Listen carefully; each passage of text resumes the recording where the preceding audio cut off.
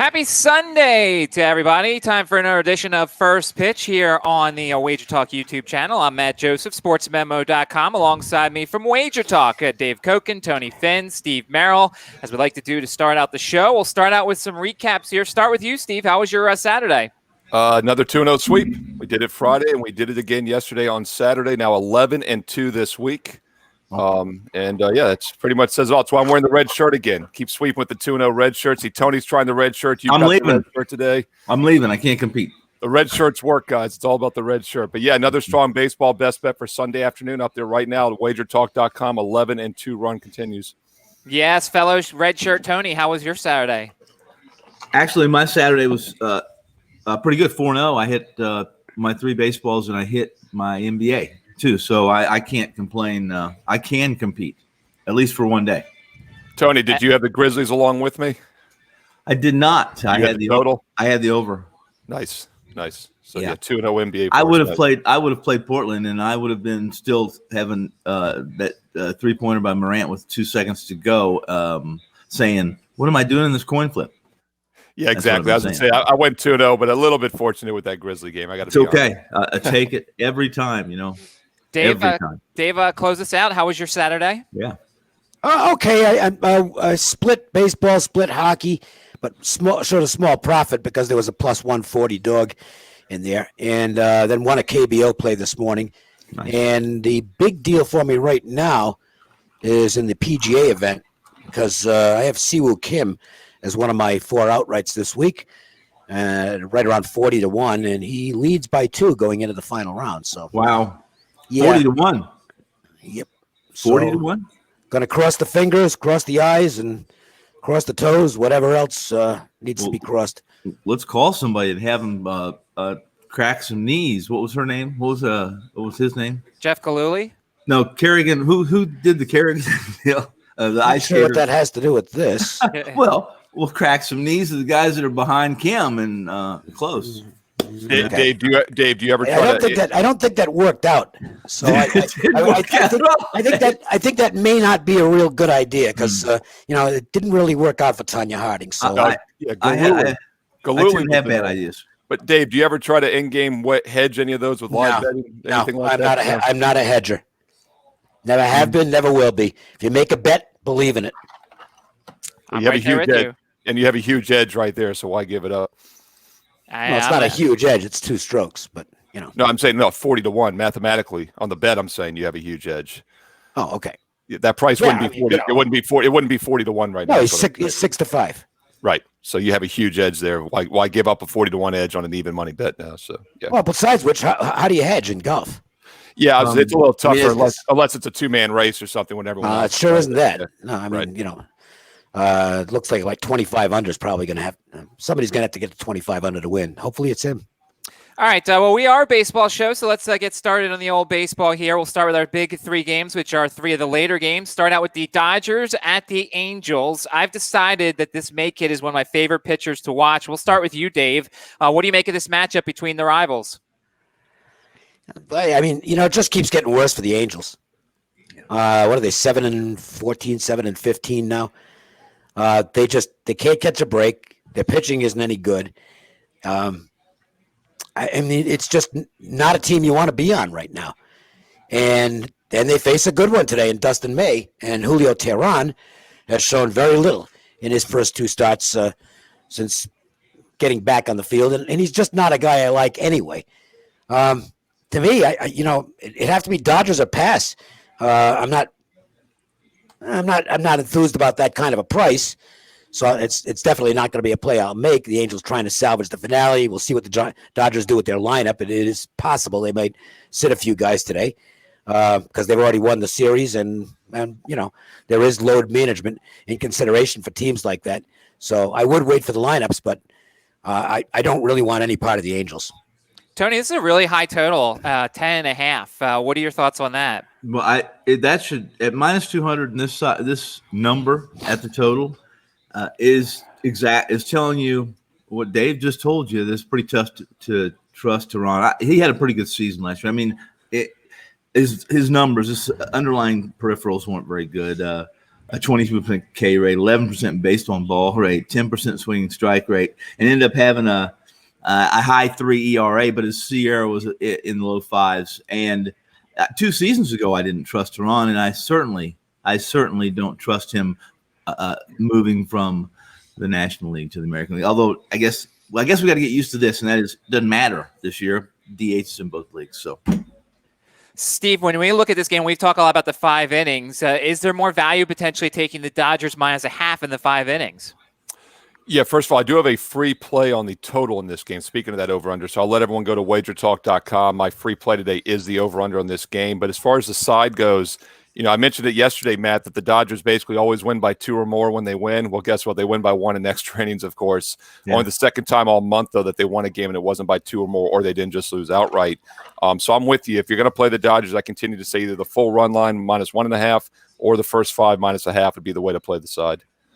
Another game, another late game. Oh, man, I enjoy fading Robbie Ray, or at least being involved somehow with being against Robbie Ray. Him and his Diamondbacks go against Garrett Richards. The slider that Richards is throwing, incredible stuff so far this year. Robbie Ray, a 12.46 ERA this month. Back to you, Steve. Well, I mentioned yesterday, and I also mentioned Friday, that I thought the Diamondbacks had some value as a home dog. They won both of those outright, and one of the things I said was it looked like San Diego was cooling off. They did finally hit the ball yesterday, 10 hits, 6 runs. But I think it's more so that the Diamondbacks are heating up. They underachieved all season. They've now scored 7 runs or more in 4 of their last 5 games. They've scored 5 runs or more in all 6 games. I continue to ride the Diamondbacks. I think there's value here with them as a slight home dog once again. Tony, Robbie Ray got lit up a little bit by San Diego last time he faced them early in July or late July. What do you think of what he's been doing in this matchup? Listen, he continues to outpitch his peripherals. He just keeps, and we at some point in time we either are going to keep stabbing away that he's going to fail miserably, or we're going to get beat to death from chasing that. In this situation, I really like this game. I like Gooch behind the plate. Chris Guccione has a huge strike zone. So I think it benefits both players. And one of my favorite guys to play has always been Richards. When he's healthy, he's got good stuff, and he's capable of being a back-end starter for any team. His problem is you can never stay healthy. In this game, I like the number, the 9.5. I like it south of the total with Guccione, which gives me a little shiver because I don't trust Ray. So, but that everything points to play south of the total for me. Tommy Pham questionable in this one. Does that matter to you, Dave? It's a day off. They've got depth. I'm a little irritated with myself for not playing the Diamondbacks yesterday. I just didn't play it. It was sitting there in my numbers, and I don't know why I didn't play it, but they're all easy after the fact. And my numbers still point to Arizona here, but I can't back Robbie Ray because I know there's some positive regression due for him, but I don't like to guess when that's going to happen. I prefer to actually get a buy sign, and he sure hasn't tossed out one of those yet. And there's also a little angle here. Padres road favorite trying to avoid the sweep. I'm not sure how good these angles are going to perform this season because it's just a weird season. But those are things that point to the Padres. I'd rather have Richards than Ray at this point. So for me, it's a game where my numbers and my opinion are kind of in conflict, and I just have a tendency to get out of those games as quickly as I can. Sunday Night Baseball tonight. Nothing says Sunday Night Baseball like a pitching matchup between Mazza and Happ. Their figures get a lot of runs, but who's going to be hitting for the Yankees now with LeMahieu out? We'll start with you, Tony. What do you think? Yankees, no Judge, no LeMahieu, no Stanton. Man, this is a game that I'm not even sure I want to watch, to be honest with you. There's some things I can do tonight other than watch Sunday Night Baseball. I looked at it, looked at the pitchers, looked at the injuries, and I said, I don't have time to spend on this. I passed. Let me throw something in here, and I'll criticize ESPN. Mm-hmm. Anytime the Red Sox and Yankees are playing on a weekend, it is always the Sunday night game. Yes, always, 100% of the time. Yes. If they did a little homework going into this season, and even if the season had proceeded normally, mm-hmm. The Red Sox were not going to be good this year. And I think you find something else. And I'm not a TV executive, so maybe I'm wrong, but I'm looking at the schedule, and it's just a typical Sunday. Why wouldn't you have something like the Brewers-Cubs? Make that a Sunday night game. It's a better matchup, and I think they get more viewers. I got to tell you something. This game will not get good ratings. The Red Sox fans don't really care about the team right now. They understand the team is, for the most part, they understand the team is just basically tanking. And you've got hockey and NBA playoffs. Yeah. Well, who's going to watch this? Yeah. I'm not, and I'm a huge baseball fan, but I will be watching other stuff. I don't even know what the late game is in the NHL. It's probably the Golden Knights, isn't it? It's the Flyers are at 8:00 tonight. Oh, well, there you go. Flyers, Canadians against nobody cares about the Red Sox and a Yankees team that's going to make the playoffs anyway. Regardless, give me the hockey game. So as far as the game is concerned, you want to bet Boston to avoid the sweep? Good luck. Not me. J.A. Happ's been absolutely bad this year, too. 6 walks against Philly in 3 innings, Steve, last time out. Yeah, I mean, we're saying, the Yankees have a lot of guys sitting, but they're starting to reflect that in the price. $1.70 advance line down to $1.50. So, I mean, it's a pretty cheap price considering how they've dominated the Red Sox. I'm not going to try to guess, like Dave said, when the Red Sox are going to all of a sudden win a game. That's what it comes down to. Although we are 3 wearing the red and the Red Sox fan is wearing the Yankee blue. So I do find that ironic today. Maybe that's a sign. This is not Yankee blue. This is not. There's no such thing as Yankee blue. Believe me. He's wearing Devil Ray blue. Over 300 people in the room right now. We thank everybody, the director, Hulk, Matthew, Princess, Crash, Hulk, all these guys. We appreciate it, and we will get to your comments as we go throughout. Before we go through our quick hits, just want everybody to tell what packages are up right now. Of course, with some of you, you'll get hockey and basketball up there, and there's some baseball up there. Dave, you said there's a hockey play up there now? I've got a hockey play and a baseball play, and everything's been good, so go get them. One quick note on the Yankees-Red Sox, by the way. This is the first Major League start for Chris Mazza. He's been around a long time. He had a cup of coffee in the majors last year with the Mets, and he's pitched 1 game out of the pen for the Red Sox, but he's 30. And this is just an old thing, but 30-year-old rookies who've been organizational guys their whole life, this guy's been around since 2012. That first Major League start is a real big deal. And he's probably only going to go a few innings, but he's still the starter. And I wouldn't be surprised if he does okay here. Tony, what can we find on wagertalk.com on your page? You can find a baseball doubleheader out here on the West Coast. So it's the latest start we're going to get other than Sunday Night Baseball. And I actually have the early. I have an early NBA tomorrow, and I have a big ticket on an NBA game later tomorrow. And both of those you can get for $9 Monday. So they're up, they're for sale, and I invite you to buy them. Steve, on Wager Talk, what's up there now? Yeah, as Tony mentioned, NBA playoffs start tomorrow on Monday. I'm 10-4 so far in the restart. We'll be doing NBA tip-off tomorrow at 3 p.m. Eastern live Monday through Friday here on this channel. So be sure to tune in after the baseball show tomorrow. 11-2 overall, baseball and basketball combined. I've got another strong baseball best bet for this afternoon. Also, as I mentioned, a free play for this afternoon available right now at wagertalk.com. And I'm on sportsmemo.com. I've got a 3-pack up there. And if you want just one play, there's one play up there as well on sportsmemo.com. All right, time to start our whip around here. Nationals and Orioles, Scherzer and Means for this one. Back to you, Steve. Well, we mentioned yesterday, did the Nationals start to heat up after that 15-3 win? I guess not, because the Orioles win, their 5th out of 6 straight up as a dog. Now we get Scherzer on the mound. Keep in mind, the one win they did have was Strasburg 2 nights ago, but that was because they put up 15 runs. We'll see if they give Scherzer any run support today. Tony, Juan Soto batting second today for the Nats. That lineup looking a little hurting. Yeah, listen, Means is coming back from a lengthy stay with his dad passed and was with his family for quite some time. So he's on the mound for the first time. And I don't think, is this for the first time this season? Or is it no. He's made 2 previous starts. A couple of weeks or 10 days or so. And, the Orioles consider this guy their ace. And they're above 500 and a lot to play for, guys. So hey, it's much more exciting. I'm telling you right now, if I'm a Baltimore fan, that's what I'm doing. This afternoon, I'm barbecuing and watching my Baltimore Orioles play the world champion Nationals and with a chance to win. Dave, you're getting Scherzer off a good start. The injury issue is probably not an issue right now. No, he appears to be healthy and should be able to shut down this lineup. I don't have a lot of faith in Means, but I imagine he's pitching with a lot of motivation today. And I'm just not laying this price with the Nationals. By the way, I know you don't like the batter first pitcher thing. Just to show you how weird it is, Chris Davis is 10 for 32, one of the best Orioles against Scherzer. Of course, he also has 10 strikeouts against him, so we'll see if he's in the lineup for the Orioles. Mets and Phillies. Wheeler going up against his former team. Quick notes on the lineups for today. No Andrew McCutchen for the Phillies, but Andrew Knapp is batting 8th. Scott Kingery's batting 9th. That's 2 easy outs. And no Pete Alonso for the Mets. Back to you, Dave.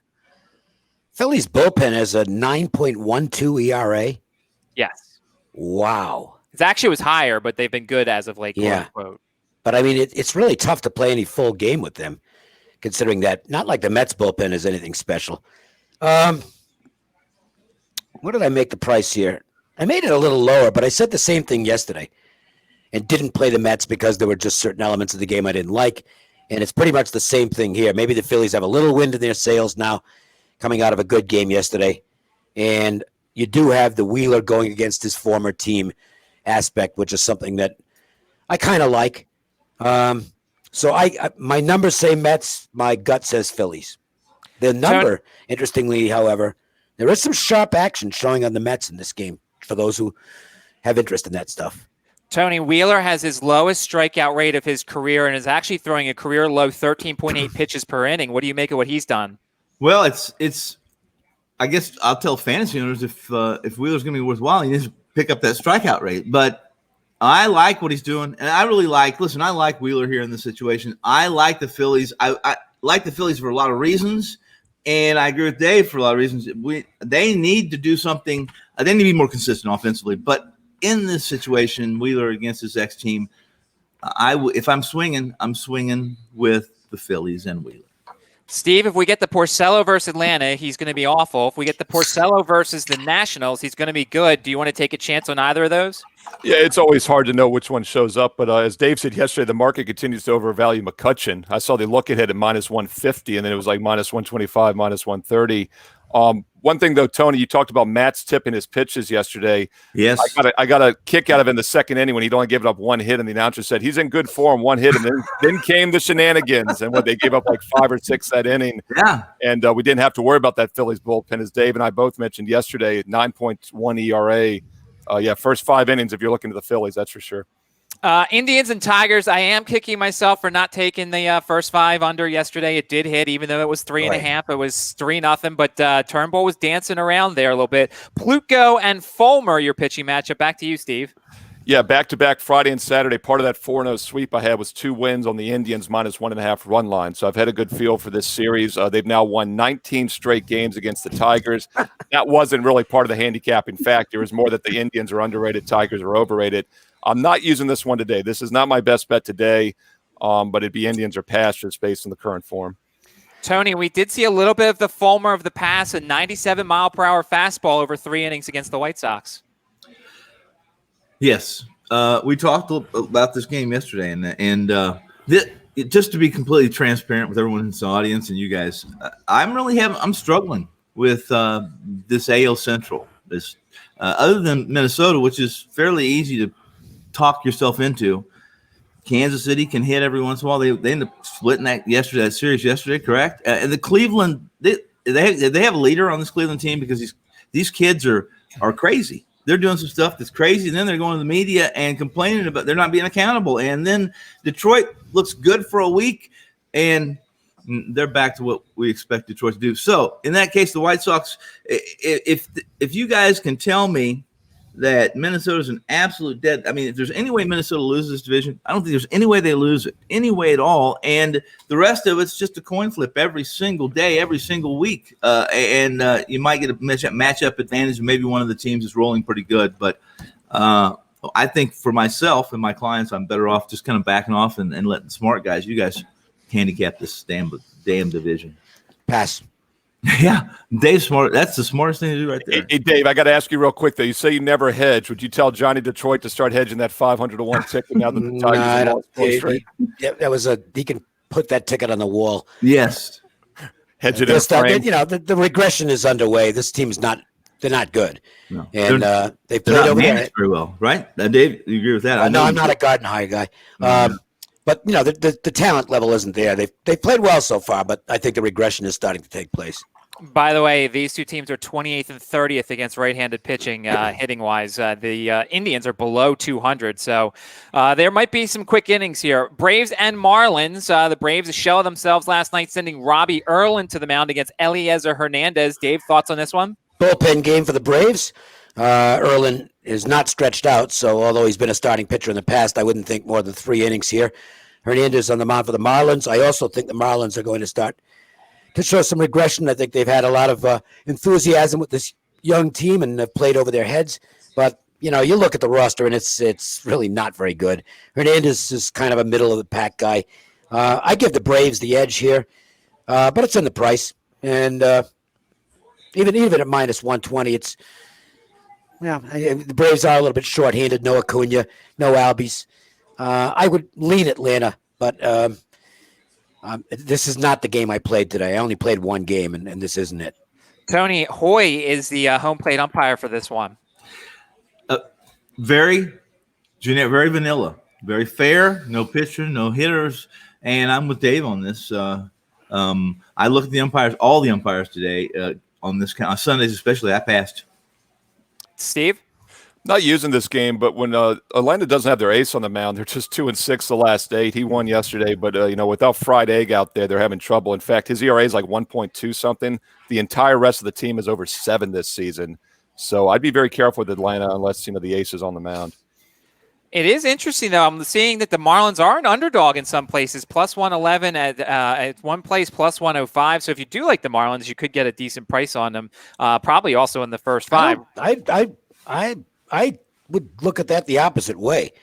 Why the Braves? It's the Braves and Marlins. I mean, why are the Braves so cheap? I have a tendency to look at numbers and say you might say there's some value, and then you can look at it and also say that's kind of fishy. And I don't know that the price. If the price were higher, I'd feel more comfortable with the Braves, to be honest with you. Royals and Twins, Stinger and Dobnak on the hill. Dobnak, 70% ground ball rate. He's been very surprising so far. Start us out, Tony. Yeah, well, Dobnak's pitching to contact, and his sinker's working, and he is getting ground balls. They're a ridiculous amount of ground balls. The Royals team can hit, and if you're pitching the Royals to contact, they always have a chance. Dobnak's one of the pitchers, albeit he's done well and pitched well. I would be hesitant to back him in a game like this, simply because the Royals seem to be playing with nothing to lose. They don't have anything to lose, so I passed on this. What's interesting here is now we get this. We start the second looks at Singer. Yeah, who's looked good so far. He looks like a major league pitcher for the Royals, but I want to see what teams do with him when they see him for a second time. Dobnak's been magical for the Twins. They don't send him out there to go more than 80, 90 pitches. So he's not going to go deep into a game. He's a 5 or 6 inning guy, but they have faith in their bullpen. I think this game's priced pretty well at about $1.80. I think that's the right number here. Steve, Singer's strikeout rate is 26%. His ground ball rate is falling, though. So if people are starting to hit more fly balls against him, he's prone to home runs. Yeah, by the way, that's Royal Blue you got, Dave. That's Royal Blue. I know I was trying to figure out. Although technically it's not Royal Blue, I think. No, it's not. But well, here's the other quick hit on that. I've got a same kind of shirt like that, and I love it. And I was gonna wear it today, and I was like, well, I'm hot. I'll keep the damn red on one more day. But we would have had the exact. This is actually it's actually this would be Fairmont blue, I believe. Yeah, because it's from the Fairmont. It looks like Paris bloom blue. Looks just like that bloom. Tony, I'm gonna wear it tomorrow on the NBA show because I like that color, and I've got the same colored shirt. But we would have had the crosshatch. We'd had Team Dave and Team Steve today with the shirts on. Had I done it, but. It's 3 against 1 here. But anyway, quickly on this game, as Tony said, the Royals are tough to figure out. They obviously overachieve at times. One thing that jumps out to me, guys, here is they both have an identical OP on-base percentage, 307. The Royals actually have a better batting average by nearly 16 points, yet they're averaging nearly a run less per game. So it just shows the power and the big hit ability of the Twins overall. By the way, the Fairmont, let me finish this. I'm going to try and get this sentence out since I was trying to. The Fairmont is where the shirt is from is a really, really nice hotel in the Del Mar area. And if you're ever down there, check it out. It's definitely an exclusive type place. 5 stars. Over 400 people in the room right now getting baseball knowledge and some clothing advice as well. Daniel, thank you. Paul, Cornell, the Common Man in Pahrump, and Sean So Saucy, thank you guys. And we're reading your comments, and if something comes up, we will certainly discuss it. We talked about yesterday the uncertainty with the Cardinals. I don't think any of us expected what they did offensively. Cardinals and White Sox, Hudson and Keuchel, back to you there, Dave. So this is interesting because the team hasn't played in a month, basically. And now they go out and play 2 games. I know there were 7-inning games, but that's still 2 games. And you wonder if the bones might be a little bit sore today. And I think the adrenaline was definitely there for the Cardinals yesterday, getting back on the field. Maybe not a great spot for them. Dakota Hudson's 1 start prior to their shutdown was not good. And Keuchel has been, Keuchel's been Keuchel for the White Sox. He hasn't had a bad start yet. 1 start was kind of iffy where he didn't really have his sink command, and that was against the Royals, and I think they lost that game. They did lose that game, but he wasn't terrible, and his other 3 starts have been pretty good. And interesting to note that despite the fact that Dallas Keuchel's been around for a long time, the only guy he's only faced 2 Cardinals in his entire career. Goldschmidt had some at-bats against him, and Matt Carpenter, I think, had 1 game against him. So we'll see if they're going after his sinker ball today, and if he's got command of it, might be seeing a lot of ground balls by the Cardinals. Physically, I think this might be a difficult spot for the Cardinals. We'll see. Yeah, with a guy like Hudson, Steve, coming, it's only had 1 start so far. He's had a very long layoff. Could we see a little rust from him? Well, we talked about on the show yesterday. None of us really could predict how the Cardinals would respond from the 2.5-week layoff. They obviously responded well. They got the 11 runs, especially the 5 in Game 1. They got those early in the first couple innings. It's not like they came out cold and then heated up. Of course, Gelato Ice Cream helped the cause. He walked in a run. He hit a couple pitches, a couple batters. First inning problems this year. Yeah. So, I mean, it's hard to know, Dave. Was it really the Cardinals were that hot, or was he that bad? Because he obviously got him off to a good start there. Yeah, every time I want to trust Giolito there, Tony, he just lets us down. What do you think of Keuchel this afternoon? I think this is a good. I think this is a great spot for Keuchel. Hudson pitches to contact, and when he pitch, he's a guy that'll go 6 innings. If he gets fortunate and he's getting some weak contact, he'll walk 3 and strike out 1 and figure out a way to be in the game. In this situation, I think if it's not a bad price, $1.50. And as much as I hate to say that about Chicago White Sox, I think they're the play. Mariners and Astros. Justice Sheffield figured out for 1 outing his second time through the order issues against the Rockies, against Lance McCullers, who had a good start of his own. Tony, back to you. Do you like McCullers this afternoon to continue his hot pitching? Well, again, I would say no. I don't trust McCullers, but it's an awful good situation. Anytime you're facing the Mariners and a guy like Sheffield, you have a pretty damn good chance of winning. The problem is, are you going to lay $2 and change on McCullers? I'm not. Dave, what did you price this game at? A lot higher. Let me see. My figures are 215. No, that's wrong. Looks like 240, and even that might be short. I don't want any part of the Mariners. Mariners stink. I mean, the Mariners are the worst. I at this point, the Red Sox have more talent, but they don't care. But on talent, on paper, Seattle's the worst team in baseball. Period. They stink. They got Kyle Lewis, a couple of other guys, and half their lineup is quad A. They're a really bad team. Steve, would you think better to go for the team total, or would you just go with the Astros run line today? Yeah, I'm not going to lay 225, but I wouldn't have a problem with the Astros run line -1.5, -$1.15. I'm not using this game today. I did not use it yesterday, but I did use it as a best bet Friday when they won 11-1. Before that, they won 5-1. So yesterday is the only rare one-run. In fact, you have to go all the way back to the beginning of August for the last time they either lost outright or won by just 1 run. So I have no problem laying the $1.15. By the way, they dropped Altuve to the 7th spot for the first time in like 7 years last night. He got an RBI, went 1 for 3. But, guys, what jumped out to me when I heard that was this a guy that was benefiting from all the cheating over the years, because he has not hit the ball well this season all of a sudden. Yeah, I think it's somewhat mental as far as that goes. By the way, I actually priced it at 280. That was I was looking at the wrong column. So you can make a case there's value on the Astros even at this price. And by the way, Yordan Alvarez has returned to the lineup, and that was a big bet that they've had in the past. Brewers and Cubs in Wrigley Field. I do look at this stat now a lot more because of Dave Lindblom. Hitters are hitting 308 the first time through, 238 the second time through. He's going against the KG veteran, John Lester. Dave? Love the comment. Ron Walsek. Love the guys. Let me get that comment back up there because I have to do a quick comment on this.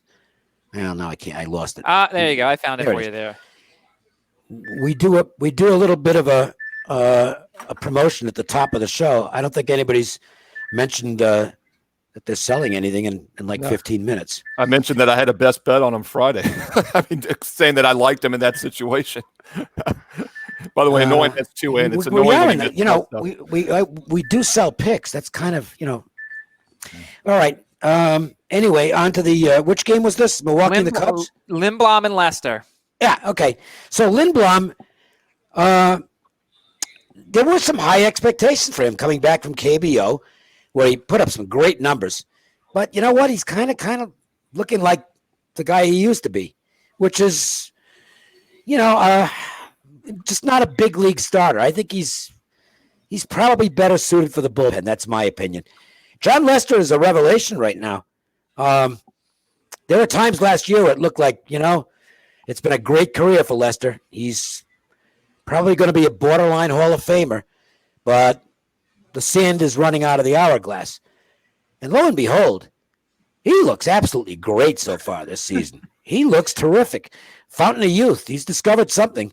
His command has been outstanding. And I don't know if it continues, but right now, Lester's not a guy I'd be anxious to go against. I think the price is about right here because the Cubs are now the favorite in this game, the $1.30 range. But I would play only the Cubs here. I think they're really confident with Lester on the mound.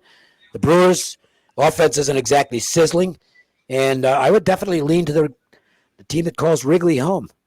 Tony, Baker behind home plate, and you've got the wind is not a factor today. 9 seems like a high number. Would you consider a first 5 under here? I would. Listen, Lester, like Dave said, is pitching well, and he pitched well early last year in April too. It may be a long season for a guy that's 102 years old. Maybe it gets to him, after a couple of months. It wouldn't me. So, and I'm not 102 yet. I would be on Lester here, and I like the suggestion of the under 5 with Baker and that big strike zone. Steve? Well, one thing I like to do with the Cubs, because of the win factors, I like to look at their road numbers more than their home numbers, and they're averaging like 5.5, 6 runs a game on the road this year. So they're actually hitting the ball pretty well overall when you factor out the wind. And by the way, I used them as a free play, wasn't a paid play, a free play winner Thursday on wagertalk.com when they won 4-2. I took the run line there. I've stayed off them the last 2 days. I'm staying off this game, but I would lean that way towards Chicago if you're looking to play it. Nearly 500 people in the room. We appreciate it. This is why we do shows Saturday and Sunday. We'll be back at 3 o'clock on Mondays. 2 o'clock because the NBA show is at 3 o'clock, hosted by Steve Merrill. Make sure to hit the like button. Make sure to hit the bell so that way you never miss a video. And I do see your question there, Matthew. We'll get to it after we're done with all the games. Rays and Jays, Chirinos and Shoemaker. The thing to consider here, as before we get the guys' opinions, they are continuing the suspended game from yesterday. So bullpen usage could be up in the air for this game. Steve, does that make you not interested at all in this game? Yeah, and the other thing, I guess, it's a 7-inning game when it comes up. I guess that would have been a 9-inning game regularly. Right now, they've made it a 7-inning because it's a doubleheader. So that's another thing. Make sure our viewers out there that, a day ago, this was a 9-inning game. Now it's a 7-inning game, the one that you can bet. And what's tricky about that, of course, guys, is that a 7-inning over-under in Buffalo right now looks like a 9-inning total because it's around 7.5, 8, because the ball's flying. It wasn't flying yesterday. They only had 1 run, but they had 10 hits before they shortened that game, and the weather was getting dicey. So I still see no reason not to be riding the over in these Buffalo Blue Jay games. Yeah, it's funny. I saw that total at first, and I'm going, wow, what the hell? And then it dawned on me. It's like, oh, wait a minute. They're completing that suspended game first, and then they're playing a 7-inning game. And that it's just such a weird situation that it's kind of like these are games for me. I don't even look at them beyond that. It's just, okay, I have no idea I don't know what they're going to do as far as who's going to start when they pick up the suspended game. If that goes a few innings, what happens there? It's just, these are situations to me where the best gamble is to not gamble. The smart bet is no bet. And shouldn't they make the first game continue to 9 innings instead of 7 innings? Because it's crazy. But Yeah, that's a hashtag real mess. 2020. Yeah. Tony, I think I've done enough shows with you. I think you like Shoemaker, though, don't you? Well, I'm sorry. Say it again. You like Matt Shoemaker, though. Listen. I have been a fan of Matt Shoemaker's, and I have had a lot of luck with him. I seem to have picked the right spots with him. There, he implodes periodically. He gets a bad matchup, and he's the kind of guy who can implode. But in this situation here, I looked at him. I passed right over him. One of the reasons I did was I wasn't sure. I was having a problem with the rotation on this particular umpire. And while I think I know who it is now, I didn't know the timeline, so I just. But is he working? See, I don't even know what the umpire rotation is. Who's working home plate in the completion of the first game? That's a great question, Dave, because it's been different. I've looked at that. I got Carpazzo. Carpazzo and Miller were the two were first base and second base. And I haven't checked yet, but I'm guessing it was Carpazzo, and then Miller will be behind the plate in the second game. But I don't trust it, see? Yeah, I was going to say, you don't even know if that's accurate. It's the problem. No. Yeah. Right. All right, Rangers and Rockies. The Rockies lineup, man, that was frustrating yesterday. And you've got a John Gray whose velocity is down right now. He showed frustration last time out. He does not look in good form. But it's a rather poor Rangers lineup. Tony, what's your thoughts on Allard versus Gray this afternoon? I bet – let me tell you something. I went heavy. Personally, I kind of pushed in, and I don't usually do that heavy on Gray last time out, and got absolutely skunked, annihilated. Gray hasn't been – listen, Gray's got a great numbers he's one of the few guys that's pitched well at Colorado, and it hasn't been the case late last year, and it hasn't been the case this year, and I passed right. Listen, I'm seeing Gray now, and I'm still stinging, so I just passed. Princess Chachu asks a question: is it worth buying a package if you only bet $25 a game? No, absolutely not. No. I if you're not betting, even with our inexpensive packages, if you're not betting at least $100, and you should be betting more than that, no. Follow the free plays, have some fun with them, but I would not. No, you can't. The fee would eat up too much. It's just a bad proposition. No, we almost don't. Minus 200 every game, almost. Right. If you're a really small player, you just play. Don't buy anything. Okay. So let me go back to last night's game, because we had a different take on this, Matt. We were both on the same thing. I had Rockies minus a half run first 5. Yep. And you did as well. And you said you're frustrated, and I looked at it and said, well, we almost stole it. Because Marquez didn't have a thing last night. He could not command his fastball. He was just lousy. And he got some breaks. Joey Gallo looked like he'd never played right field in his life on 2 balls. One he completely misjudged, which ended up a triple. And the other one ended up a double when he misjudged that as well, and slammed into the wall. And they just didn't swing the bats well. Marquez wasn't sharp, and yet they were up going to the top of the 5th inning. It's like, well, maybe I can steal this. And then the first hitter gets a hit off Daniel Murphy's glove. Daniel Murphy is slower than I am in terms of he's a DH. And since there are DHs this year, suggestion to Bud Black, get him off the field and make him a DH. He can still hit, but he is a complete liability defensively. The Rockies they've stopped swinging the bats. The team has cooled off. And the Rangers, while they're not generating a lot of offense, I think they've won 7 of their last 8. They're suddenly winning games with a bad lineup. So I don't know how much that continues, but one thing we know, they've gotten great pitching in this series. Lynn was absolutely fantastic on Friday. In and out, adding and subtracting with the fastball. He was just absolutely brilliant in that game.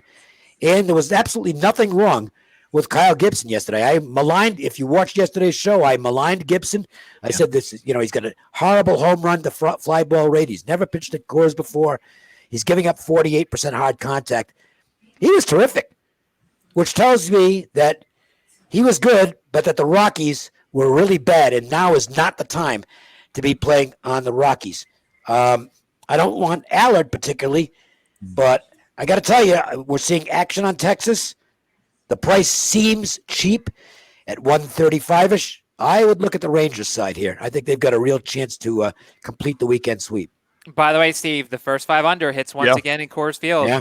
You beat me to it, Matt. I was going to give you props for that. You've been talking about how the first 5 unders cashed. Now, the game under cashed as well, but the first 5 innings have definitely been cashing more. It's 7 versus 12 for the game today.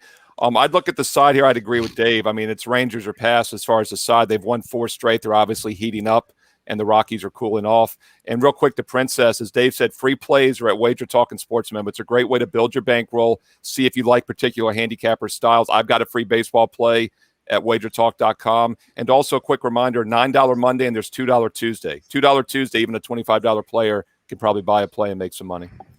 And that was Steve not advertising himself. He was just advertising the website. I'm going to keep doing it every time I'm on here just to irritate that guy. A's and Giants close us out on our quick hits, Fires and Webb. Steve, back to you. Yeah, I mean, we'll see what happens in this one. We talked about Oakland yesterday, and Tony's talked about it for a couple of days, about how their batting average doesn't really relocate the rest of their stats. And one of the reasons is because they're getting clutch big hits. Well, they did it again yesterday, down by 3 in the 9th, and they score 4 runs. And, it's just a team that's getting clutch hits, and we'll see if it continues or not. I think there's something to it. I don't think it's a fluke. But then again, this is an Oakland team that's playing with fire. Fire is not the pitcher, fire as in the flame.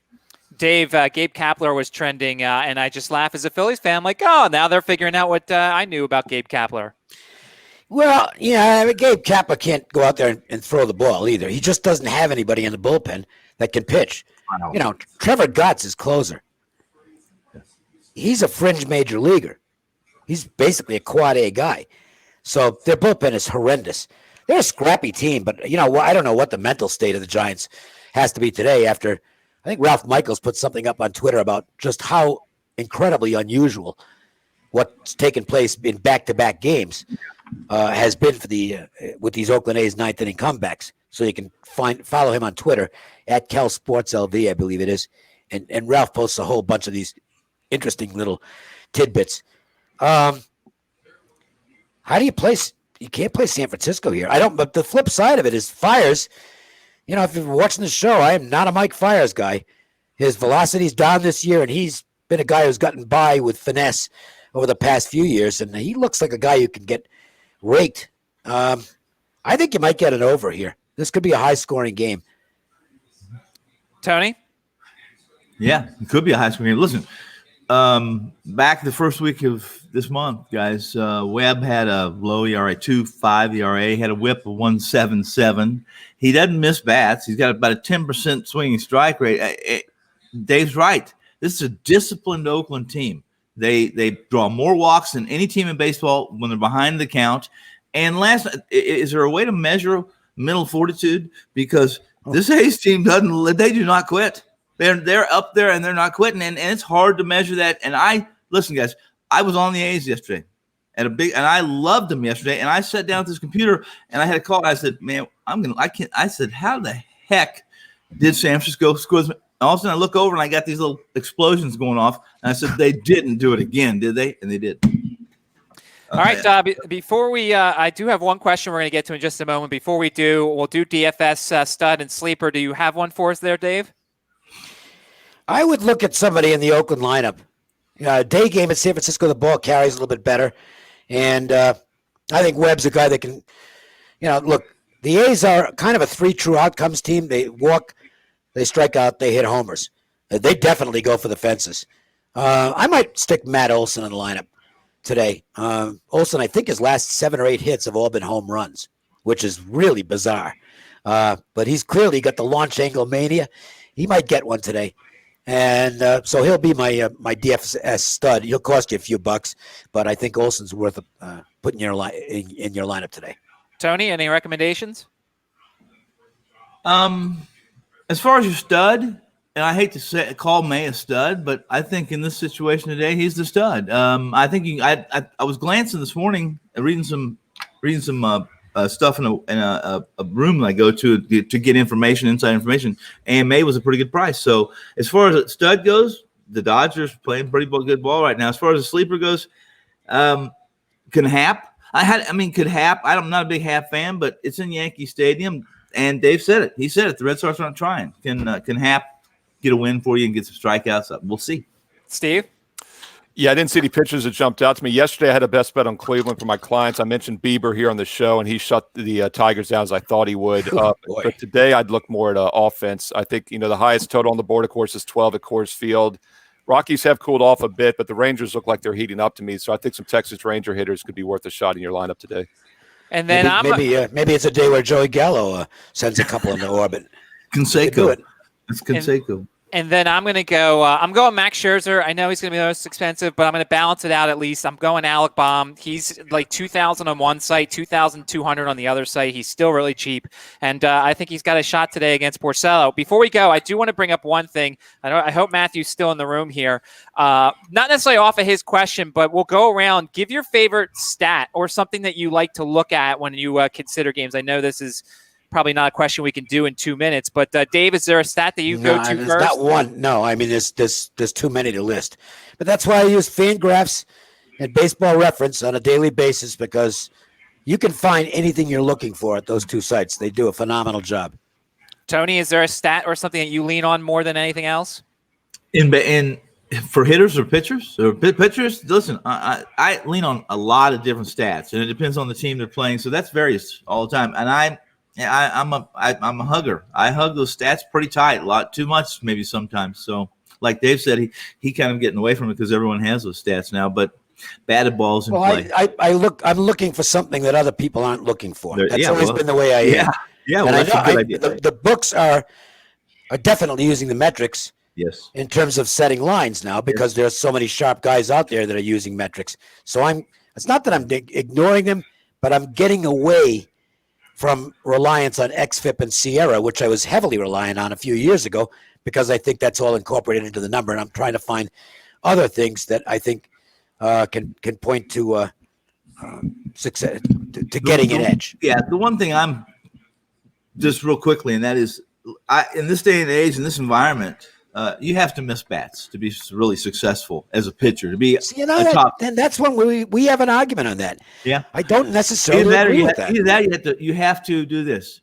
You have to induce a lot of weak contact, and you have to. Yeah, to me, and ground balls. Yeah, yeah. I mean, you can get unlucky with ground ball pitchers. Yes, you can. Having a game where all the ground balls are sneaking through, but generally speaking, if you get soft contact and get ground balls, you're going to get your pitch counts are going to stay down. You can go deeper into games. That's true. That's true. You can get wins. But I got Drysdale, so I'm not worried. He's pitching 200. He's pitching 300 innings in a year, and I'm kidding you. But I'm saying I prefer. Listen, if I got my money on this game, I want the ball to miss the bat. If that's my pitcher, I want it to miss the bat because I don't trust this juice ball. This juice ball is still traveling. We could do a half an hour on this. Yeah, I know. I think if you're Max Scherzer, that's a great way to pitch. Yeah, I think that the guys 92 and 93 that are trying to miss bats, I think they're hurting themselves. Well, Steve, close us down this. Any stat that you look at more than others? Yeah, I'll keep it quick. As Dave said, I think the odds makers do incorporate the metrics more than a couple years ago. So I'd always take a big picture look at things. But you also have to be careful. I mean, you're looking at season metrics. You're looking at last 3 starts. Current form is something I use more than maybe some other cappers. And I like to look at offensive stats. We're talking all pitchers here. Don't forget the offensive players are the ones that are in the lineup basically every day. And I find a lot of edges sometimes looking at more offensive momentum and things like that. So don't forget there's hitter stats and pitcher stats. But, yeah, this stuff's incorporated in the odds more than it ever has been. So you have to pick your spots and kind of, pick and choose the matchups accordingly. One last thing I want to mention. I didn't mention I wanted to, and that was we talked about Wheeler. The Mets, when they're starting Porcello now, they're actually sacrificing offense to put some defensive guys behind there because Porcello pitches to contact. So I just wanted to mention that. I'll look at the lineup today. And then I'll add one thing. I mean, if you only bet 5 innings, there's a lot less stats. You don't have to worry about bullpens or anything like that. You can just worry about starting pitchers, and that's kind of why I like the 5 innings there. No argument here. Make sure to go to wagetalk.com. Find Dave, Tony, Steve. Bets coming up that are at the top of the hour. Good luck with everybody with baseball. We will be back tomorrow, 2 o'clock with first pitch. 3 o'clock's the NBA tip-off show. Make sure to go to our YouTube channel and like everything and hit the bell. You'll never miss a show. Nearly 500 people at one point today. We appreciate it. We'll see you tomorrow, 2 o'clock here on the Wager Talk YouTube channel. Good luck, everybody.